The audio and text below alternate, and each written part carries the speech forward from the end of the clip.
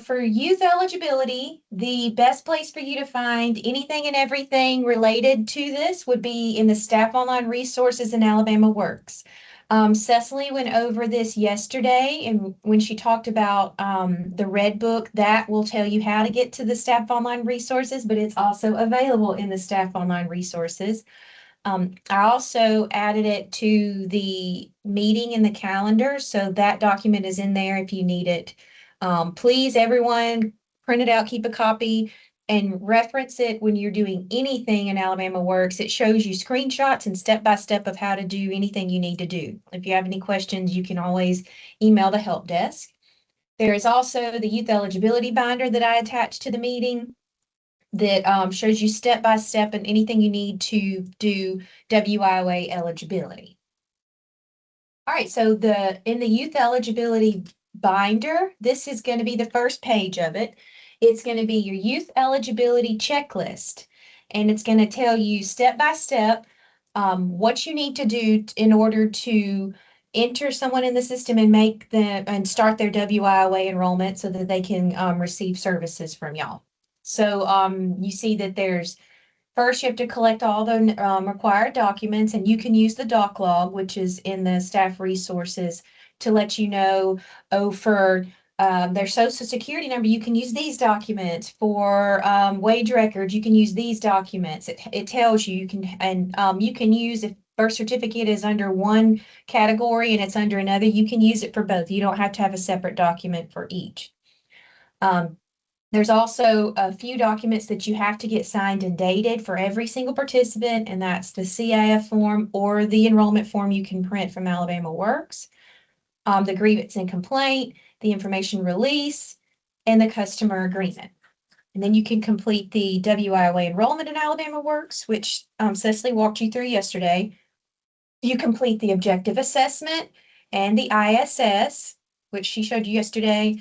You have to make sure the ISS is signed and dated and uploaded into Alabama Works, and then you can enter the first code. You have to enter these two codes first in this order. If you don't enter them, the others won't populate when you're trying to do like any work-based learning or anything like that. Those won't show up until you have these first two entered. And then you can enter your TABE results in the TABE ribbon, and then you enter your first case note. When you are uploading your documents for eligibility in Alabama Works, we ask that you do it as one document, so one PDF with multiple pages. It's just easier for our monitors to go in and see that everything is there in one spot.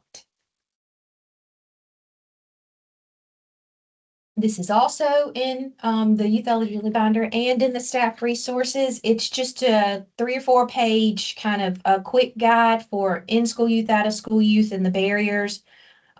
It's just a good reference to have if I keep it pinned up on a cork board here in my office, so that if I ever need to just quick, overthink things and you just need to just make sure that what's correct and what's not, this is a good reference for that.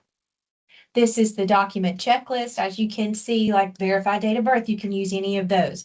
You do not have to upload this form in Alabama Works. It's just for your reference, but you can use any of those that are listed on there. And if for whatever reason there's any kind of changes to this, if you use the one in Alabama Works, it's always going to be the most up to date. That's where all of those resources are the most current, and you can they're going to be the correct ones. So we tell people you can make a few copies, but always go back to the staff resources for any of the documents, so you got the most current.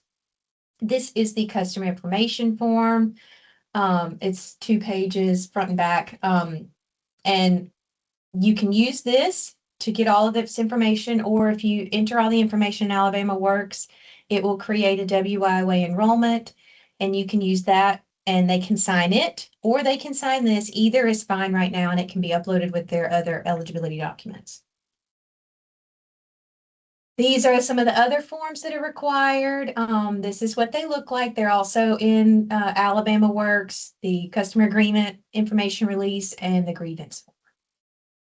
They all need to be signed and uploaded. This is also in the eligibility binder. This is all of the youth codes. So Kevin was talking about different codes and how some codes trigger an MSG or a credential. This is kind of your list for all just youth codes, and they're color coded by what is requiring an MSG, what is requiring a credential. So you want to make sure you enter the correct code for whatever it is you're doing with your youth. So if you're doing something that can't get a credential, maybe don't use that code, use one that doesn't require it. Otherwise, it's going to be looking for one, and if one's not entered, it's going to count it as a failure. This is the youth program element. So this goes through all 14 elements, and it tells you the legal definition and kind of a simpler definition. It also gives you an activity code that corresponds with that activity, so that you make sure you are using the correct codes. It's pretty long, but it's available in the staff resources, and it's really a good one to reference when you're trying to decide which code to use for which activity. This is one of the forms Kevin mentioned yesterday, the participant employment follow-up survey. This can be completed by the participant or the employer as a means to figure out where they're working and all. You can use this, and you can sign it and enter their employment in follow-up. This is the partner agency certification form. So if you're working with like DHR or whatever, and they have some information, but they don't want to give you the actual paper, but they have it. They can use this to say, yes, I have this on this person. I'm going to sign it. This is who I am. And then that way you can verify a statement like citizenship, birth date, or something like that. This is the monthly report. These need to be sent in by the 10th of every month. Once you start filling it out, the names are going to stay the same. So then you can just fill out what monthly activities they did for that month, and then if there were any performance measures that they gained that month. So this is going to be sent by the 10th. I need one for each area. All right, so we'll go ahead and dive into eligibility. For eligibility age, in-school youth at the time of eligibility, when you are enrolling them, need to be between 14 and 21 years old. And out-of-school youth need to be between 16 and 24. Now, in-school youth legally can be 14, but they're usually closer to 17, almost 18 years old here, because what are you going to do with a 14-year-old? Because you need to keep them until they graduate. So that's a long time to just hang out, I guess. So usually they're closer to 17. So for suitability is the participant's willingness to, or the motivation, attitude, and interest in your program. You shouldn't have to force someone to want to participate in your program. What you're offering is wonderful, and it's free to them. So make sure that you find people that are suitable for your program so that it doesn't hurt your performance. We want quality over quantity. So don't just put in a bunch of people just to have a whole bunch of numbers, and then they don't do anything, or they have a lot of failures. Sell your program so that they actually want to participate, because there are a lot of people out there who would definitely benefit from the program.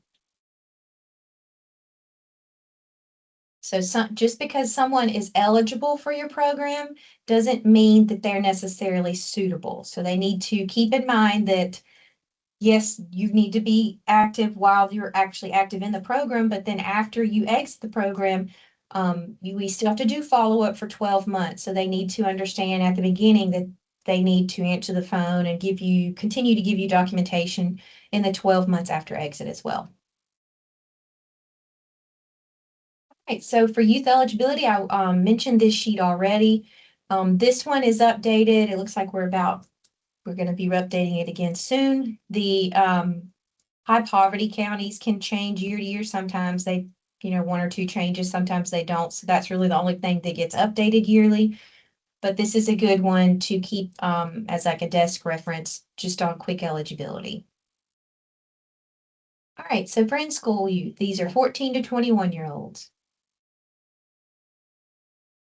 So some of the barriers for in-school youth, they can be attending any school, whether it's high school or post-secondary. Anyone that's in school is an in-school youth. All in-school youth must be low income. So they either need to be living in a high poverty county, or you're going to have to gather that income information, and we'll go over more of what's allowable for that. So they have to be low income, and they also have to have one or more barriers. These are the barriers. So they have to be low income and at least basic skills deficient, an English language learner, an offender, pregnant or parenting, someone with a disability. And for those individuals, they will be counted as a family of one for income determination. A homeless or a runaway, a foster child, and that is currently or has ever been in the foster care system. And then I already said the individual with a disability, and then a youth who receives or is eligible to receive a free or reduced lunch under the National School Lunch Act is considered low income. Now, if the whole school receives the free lunch, you need to get that specific student's form or whatever that says that they would qualify for the free or reduced lunch. And public housing is not considered for low income. So how do you determine if a youth is low income? They're currently receiving, or a member of the family is currently receiving, or within the last 6 months has received SNAP, TANF, or SSI. And Kevin went over what kind of documentation is allowable for like SNAP yesterday. So make sure you have the correct documentation if they are receiving that. For youth, the family income cannot exceed 70% of the LLSIL, or the poverty level, whichever is higher. And with adult eligibility, the boards will sometimes vote 100%, 200%, but youth, it stays at 70%. And there is a chart in the staff resources that looks like this. It's the self-sufficiency chart. It tells you exactly how much it is. So if a family of 1 or 2 or 3 or 5 or 6 or whatever, this is for youth.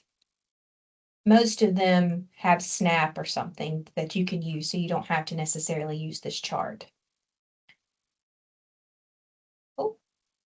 So when doing the low income determination, you have to determine the family size. So for WIOA, a family is 2 or more people related by blood, marriage, or court decree living in a single residence and are one or more of the following. So it could be a married couple and dependent children, a parent or guardian and dependent children, or a married couple. And with youth, this is important because sometimes we see case managers who say that the youth is in post-secondary, they're at college, and so now they don't live with their parents anymore. I'm just going to count them as a family of one. Well, that's not true. As if they are a dependent on their parents, they're claimed on their taxes, and we have a whole form that explains what a dependent child is. You have to use the whole family's income. So here's some of the definition of a dependent child. They're under 24, living in one resident for more than half the tax year, claimed as a dependent on the tax return, and related by blood or adoption in one of the following. If they're a full-time student at least 5 months during the year, and full-time is defined by the school, they're totally or permanently disabled during any part of the year if they did not provide more than half of their own support. This is the dependent status policy, and it's several pages long and breaks down what a dependent is and defines everything. So most of your youth are going to be dependents. If they're not a dependent, you better have some good paperwork showing and proving that, because our monitors are going to be looking for most youth to be dependents. So you have to consider their parents' income when doing income eligibility.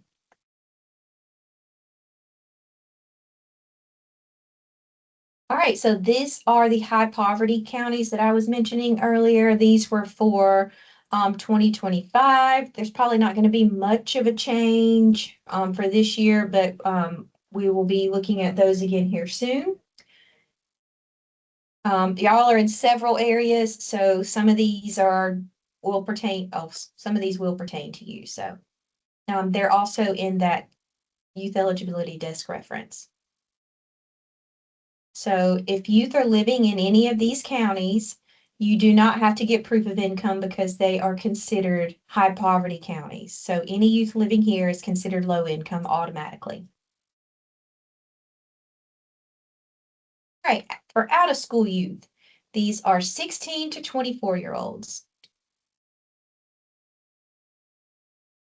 Some of the barriers for out of school youth. So for out of school, low income is not required for most of them. Only two barriers require that you get proof of income, and that's if they have a high school diploma or equivalent and they're basic skills deficient or English language learner. And the other is if they require additional assistance to enter or complete an educational program. Now, with this barrier that requires additional assistance, this should only be used very sparingly, like 1 or 2 times. Not everyone should come in, and there are only barriers that they require additional assistance. So make sure you use that sparingly. So those are the only two that require income. All the other barriers do not. So in school, out of school youth can be a little bit easier to do eligibility.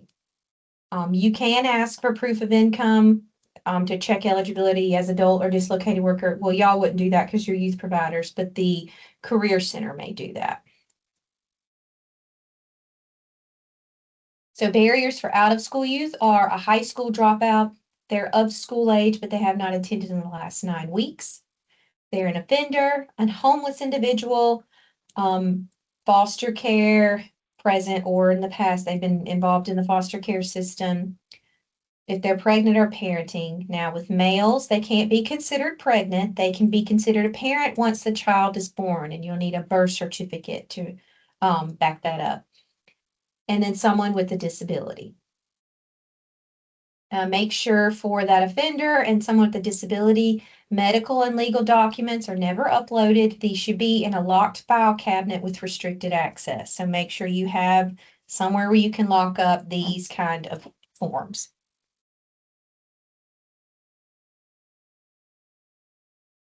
A contact verification doc inspection form. So this is a form that can be used to verify information received over the phone or an email. It can be used in place of the legal or medical documents that are locked up. So if you don't want to upload those to the system, you would enter the information you know on this form and upload this with their eligibility documents. This cannot be used for proof of SNAP, and it's available in the staff resources. So if you do have those sensitive documents that don't need to be uploaded, just use this form saying you have it, and then if you're monitored, you have the actual document in a locked file. For academic assessments, all youth must have an academic assessment that gives an actual grade level in reading and math, and there's no youth that is exempt from this requirement. So for out of school youth, we use the TABE assessment, and that will give you what grade range they fall in. For in-school youth, if you're not using the TABE, you can use a standardized test from the school if it shows a grade level. And there's several that do, like there's a STARS test and others that you can get from the school that shows their grade level. For the TABE, all out-of-school youth have to take the TABE unless they have test results from other agencies that are less than 1 year old. So if they took it at a career center 6 months ago and they have the results, or you can get the results, then you can use that. The post-TABE should be completed before the end of the program year if they were basic skills deficient. So they do remediation and then you test them again, and then you can record those gains in Alabama Works as MSGs. You can post-TABE as many times as you need. Do not enter a post-TABE score that's lower than the pre-TABE in the EFL ribbon. So Cecily went over this yesterday, and in the EFL ribbon, you can enter their post-TABE scores if they get a gain. If they don't, just make a case note and upload the results in the documents. Post-TABE is for participants that are below the secondary level. Once they earn their high school diploma or GED, a post-tape is no longer required. So if they pre-taped and they were basic skills deficient and then y'all help them get their high school diploma or GED, you don't have to post-tape them again. The high school diploma or GED can take the place for that MSG. For the tape, the computer version, online or offline, is the tape that is preferred. If you are using the paper version, all tape answer booklets and test books must be ordered through DRC. You cannot make copies of the answer booklets and use those instead of buying new ones. Those are invalid. Workforce GPS is a great resource for all of y'all. You can go to their website and you can sign up for monthly updates. They have all kinds of things on eligibility and like best practices and things like that. And it's run by USDOL. So all of it is true. I use it all the time. If I am thinking of a question or something, you can just do a search and find answers that you need from here. And also, if you have any questions, you can always just email us. This is the youth@workforce.alabama.gov is a good one to email. Several of us have access to it, so we can get you an answer that you need, and we will see it. All right, so eligibility. So you have determined that your participant is WIOA eligible. So now what do? You have to gather all the documents. So you can refer back to your eligibility checklist and check off all the things you need to make sure you have all the documents. You can use the document checklist that I showed you earlier to make sure you have the correct documents for the correct items. So like birth certificate, social security card, driver's license, all that good stuff. Don't upload the document checklist. Here are some of the required forms. So make sure you get these signed and dated. So the customer information form, or this is what the WIOA application looks like if you print it from Alabama Works. So you can just fill in all of their information as you are creating their account. And you can print that out as a print option, and then they can sign and date that. Or you can do the customer information form, whichever you want to do. These are the forms that are required to be signed and dated: the grievance, the information release, and the customer agreement form. And then for selective service, males 18 to 26 years old. So if you have someone that you registered or enrolled when they were 17, they need to register for selective service within 30 days of their birthday. And in Alabama Works, you can go to your preferences and you can get alerts to receive for your 17-year-old males within 30 days of their birthday. It can send you a message saying, hey, this person needs to register for selective service. So you don't have to try to remember yourself, or you can set in your calendar or whatever, but they need to register within 30 days of their 18th birthday. All WIOA participants must register to continue services, all males, and they can register at that link there. And you can check on it too. If they don't have any documentation, you can get it from there. For the info release, if anyone is under 18 and they have contact with their parents or legal guardian, this needs to be signed. Some of these youth are troubled though, and they just don't have contact and they don't need to have contact with their parents. Just explain that if for whatever reason they don't have someone that can sign it. But if not, if it's somebody that they're living with or their best friend's mom or something that is actually like their kind of legal guardian or watching out for them, they can sign it. Just explain if it's someone besides their parent. All right, so the objective assessment. Cecily showed you kind of how to do this yesterday. Starts off looking like this, and you're just going to go through each one of the tabs and fill out all the information that you have. Every single thing doesn't have to be filled out for this, just whatever information you have. And then the ISS. This is what it's going to look like when you print it out and get a signature for it. This is one of the federal things that is required that they have well, it says individual employment plan. It's an IEP for adults. It's an ISS for youth. It's the same thing though. It just says their goals and their objectives, and it has to be signed at the beginning, showing why they understand why they're entering your program and what they hope to achieve.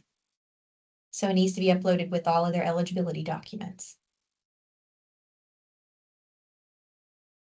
And we had training on ISS from the feds because it was one of the things that they saw when we were monitored. So according to them, you need to develop SMART goals. So these are specific, measurable, achievable, relevant, and time-bound goals. So the IEP must identify employment goals, achievement objectives, and the appropriate combination of services for the participant. Plans must be individualized and clearly outline the path to employment. So they shouldn't all be exactly the same for all of your participants. You need to sit down with them and figure out what it is that they're trying to achieve while in your program. So for the SMART goals, you need to be specific, clearly define what you plan to achieve. You need to make it measurable. How will you track the progress of these goals? Ensure it is achievable, set realistic and attainable goals, make it relevant, connect your goals to your overall academic and personal objectives, and set a time frame. Establish a deadline for achieving your goal. So here are some examples of SMART goals. So for an education goal, the goal may be complete industry recognized credential. And so they would say, I will enroll in certified nursing assistant training program by August 1st and complete it, including passing the certification exam within 3 months. An example of an employment goal would be to obtain full-time employment in target industry. And they would say, I will apply to at least 5 jobs per week and attend 1 interview prep session each month in order to secure full-time employment in the healthcare field within the next 90 days. The ISS is signed by both the case manager and the participants since y'all working together on this. An IE plan is developed jointly by the participant and the career planner. So IEPs must be documented and reflect mutual agreement and commitment from both participant and case manager. You upload it in the participant's documents. It only has to be printed and signed at the beginning. As you enter activity codes and things like that, the IEP and the system will continue to add that to their ISS, and but you don't have to print it out and sign it again. The changes will just keep going on their own. All right. So the first activity codes to enter, these are the first two. The very first one is going to be your objective assessment, and it's opened and closed on the same day. And then the second is the 413, develop the service strategy. That is the ISS. That one's going to remain open until they are finished with your program. And the C means that this is closed, but if this were open, you would see a green circle with an O in the middle.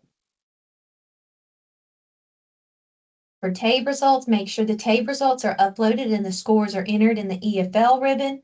So EFL stands for Educational Functioning Level. There's a ribbon for that, for measurable skills gains. There is a separate ribbon that says just measurable skills gains, but this is where you enter. And you can see this was their original test. And then if they test again, you would go in there and enter the scores and they'd pop up here. So you can see they can post-test multiple times.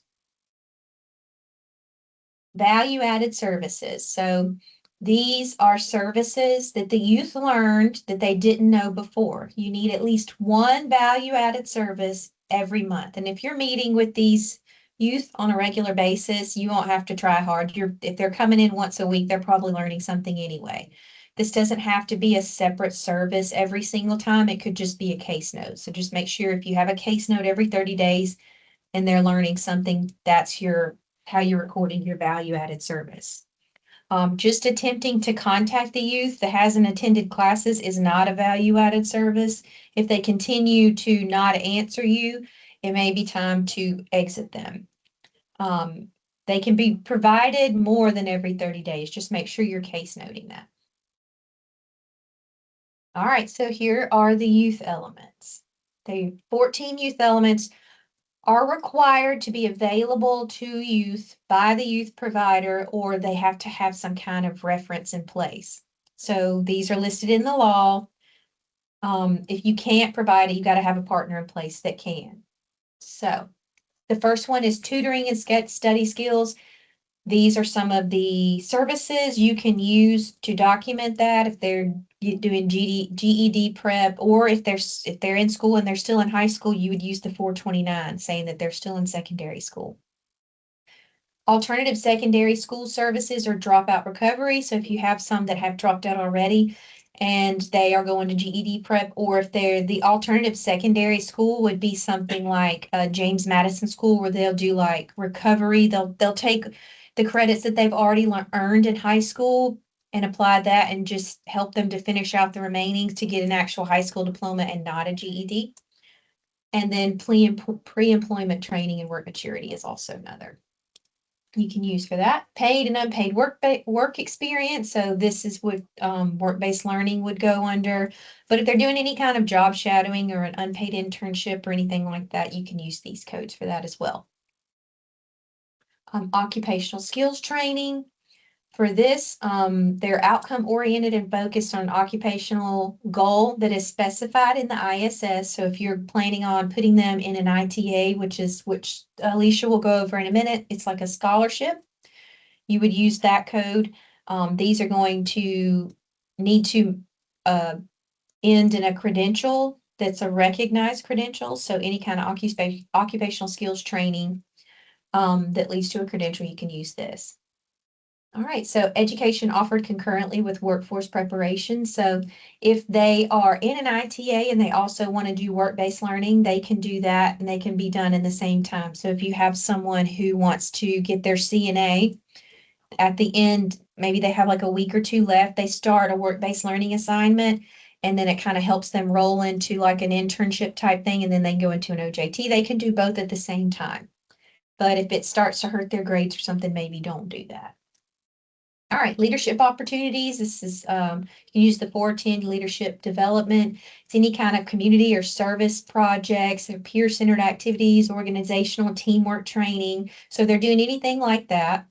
That's the leadership development. Supportive services, if you have supportive services budgeted in your contract, these are any kind of transportation assistance, and these are all like monetary. So every time you give them a supportive service, there needs to be a separate code for that, and it's all opened and closed on the same day, just so it aligns with what accounting is getting.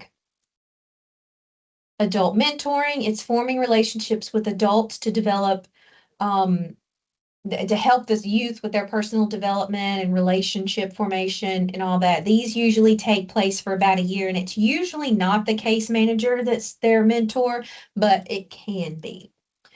9 is follow-up services. A lot of the things that are offered while they're active can also be offered while they're in follow-up, like supportive services or financial literacy. Maybe they got that at the beginning and now they've completed and they're going to go into a job. They can get their financial literacy again. Now that they have income, maybe they need to be reminded of some of the things they learned early on.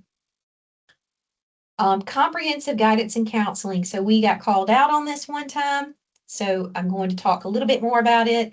Comprehensive guidance and counseling is individual counseling for drug and alcohol abuse and mental health. So these are like certified counselors helping with just those. It is not job counseling or career counseling. It is specifically for drug and alcohol abuse and mental health. Most of our providers don't offer this in-house. They would need to be sent to a counselor for this, but it needs to be available. Not everyone's going to use it. We were called out on it because every single youth in Alabama had it because we all thought it was like job counseling, but it is not. Here's the long legal definition if you ever want to read it. I'm not going to read it to you, but this PowerPoint will be available in the staff resources if you would like some light reading. Enjoy.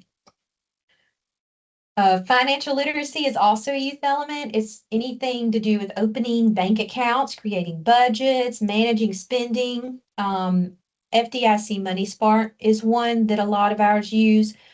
Some have credit unions come in and talk to the participants, and that counts as financial literacy education. So there's free options out there that they can have. If they don't have a bank account, maybe helping them to open a bank account, because when they do get a job, they're going to need that.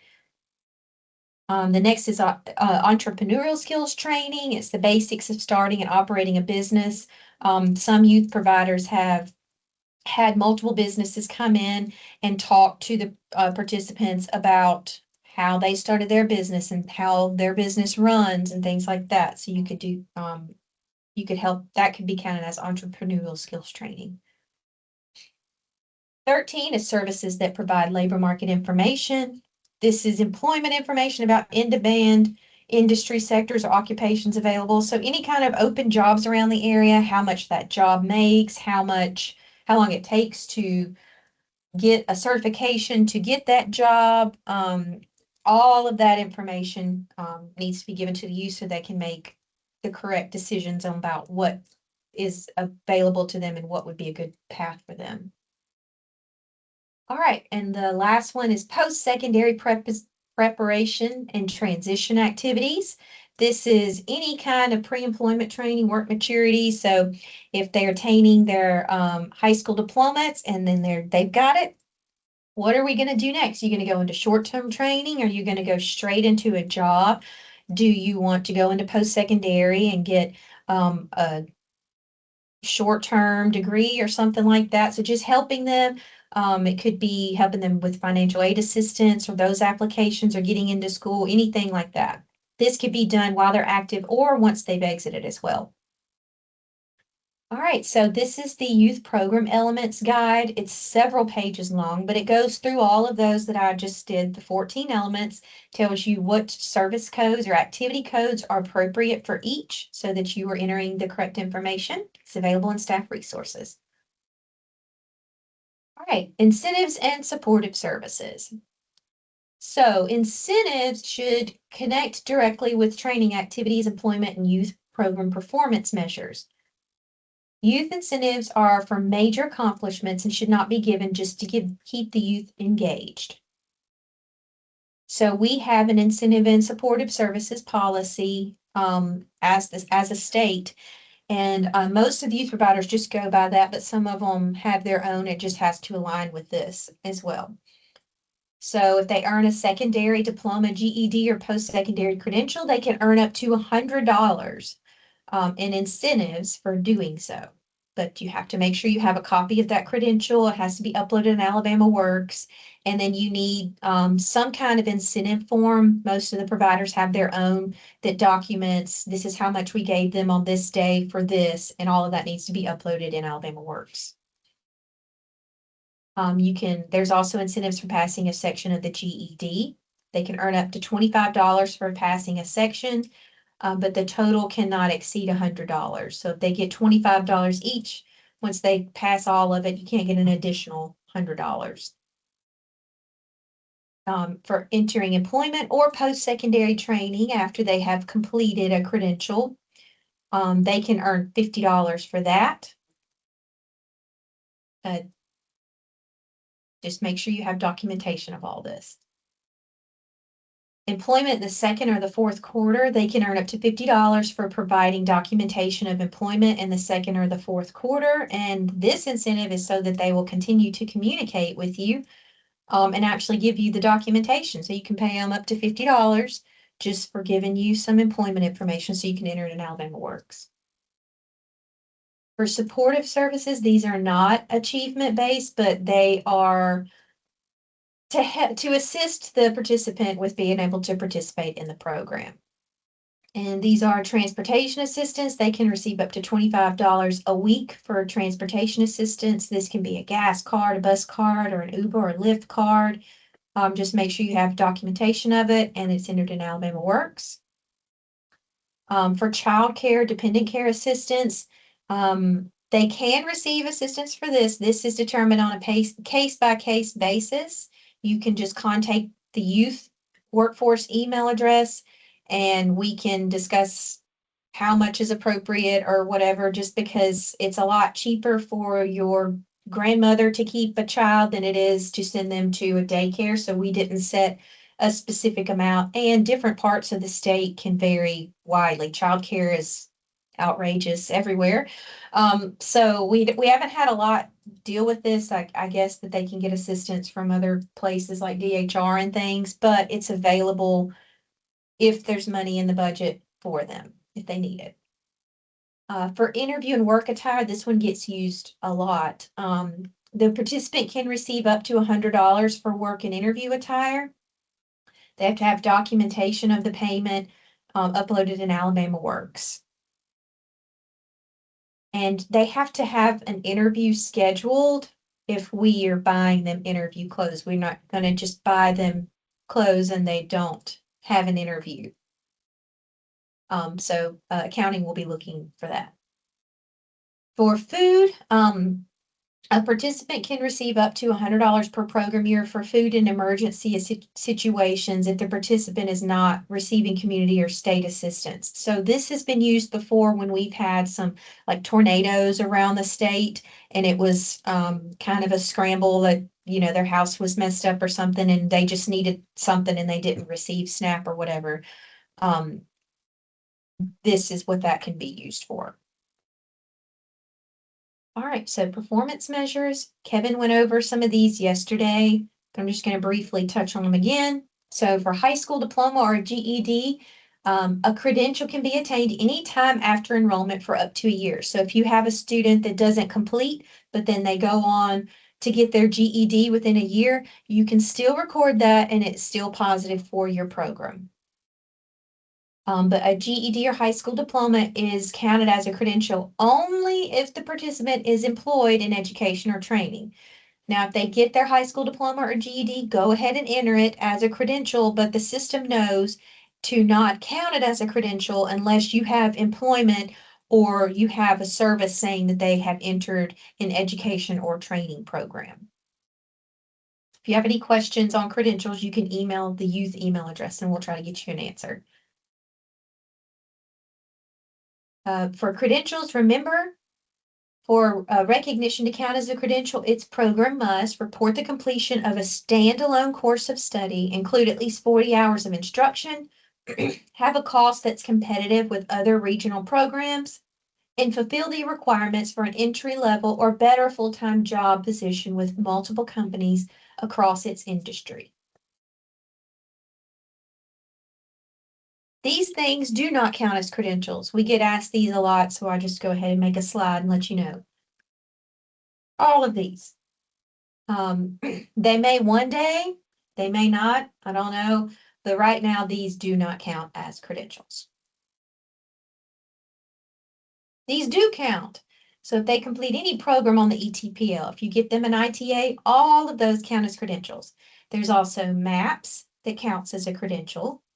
And that's for service code 433. I can get y'all information on MAPS if it's not in here. I will get y'all. MAPS are free.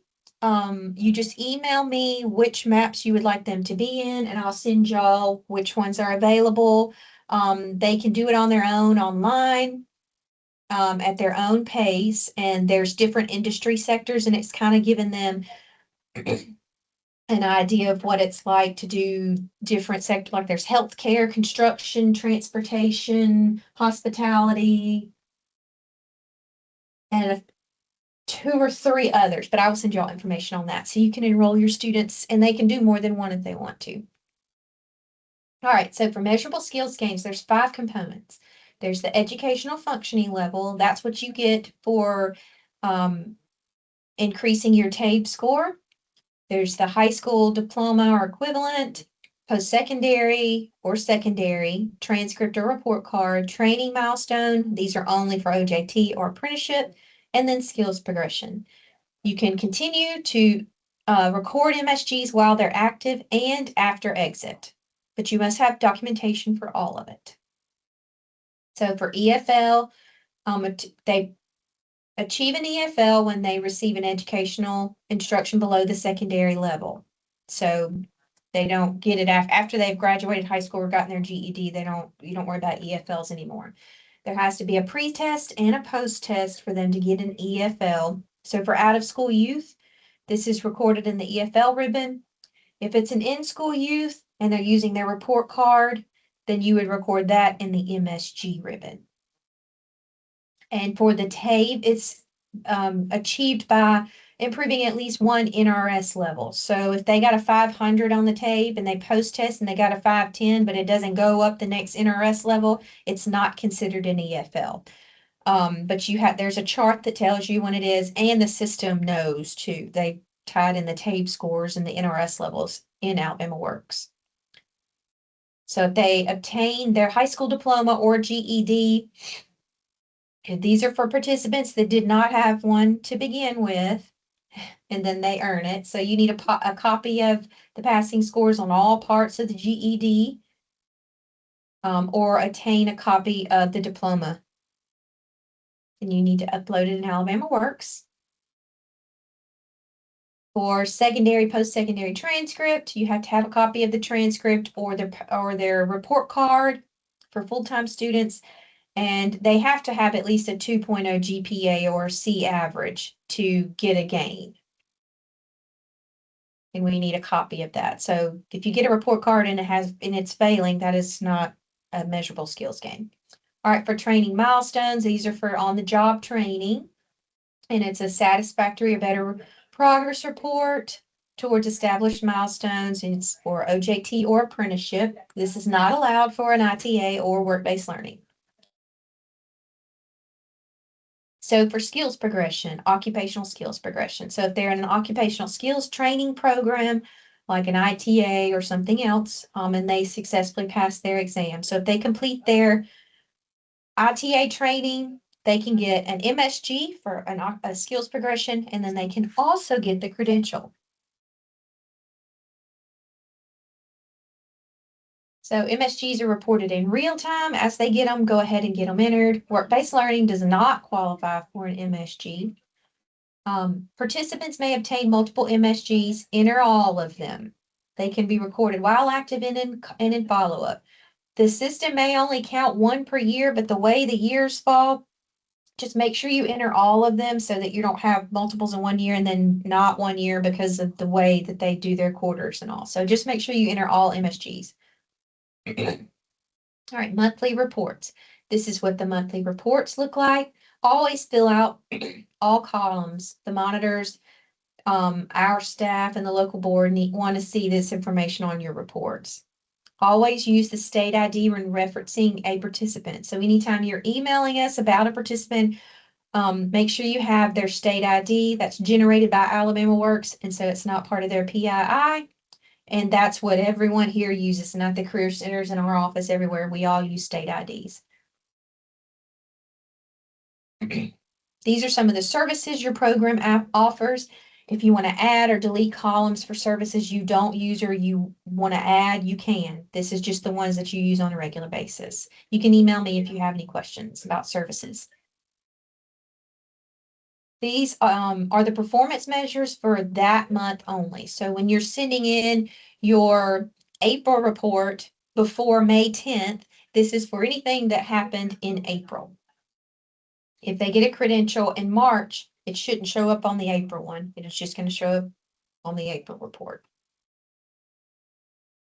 All credentials go in here. I have an other certificate column because there are other certificates that don't necessarily count as a credential that are important, like any of those OSHA things or those things that don't count as credentials, like the ServSafe or any of that can go there. Money Smart or financial literacy, any of that can go there.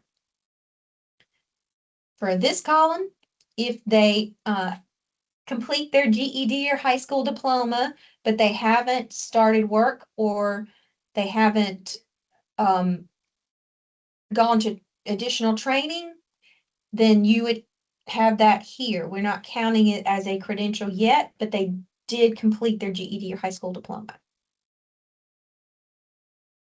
All right. So are there any questions? I know that was a lot of information. I do have a question. Uh-huh. So the map is an EFL game, It or is is it a a computer? credential and an Okay, MSG. Mm-hmm. an MSG. And ACE, is that a credential as well? No, No. What no, would ACE be considered? nothing. Nothing. You Okay. they usually roll into a map at the end of their ACE training, and that's where they could get a credential. Okay. So it's just you're stacking an activity to create the credential at the end. Yes. Okay. Thank you. And ACE is done through the community college system. But you can do maps without having to go through them. They gave me access just to enroll participants into maps only. Oh, good deal. Mhm. Thanks. Oh, and Cecily put in the chat, there are 6 different maps. Architecture and construction, hospitality and tourism, IT, manufacturing, healthcare, and transportation and logistics. Okay. And just going back to earlier about the signatures, are we allowed to use electronic signatures, or are they only wet signatures? You can use electronic signatures. Okay. Absolutely. Yeah, that's all.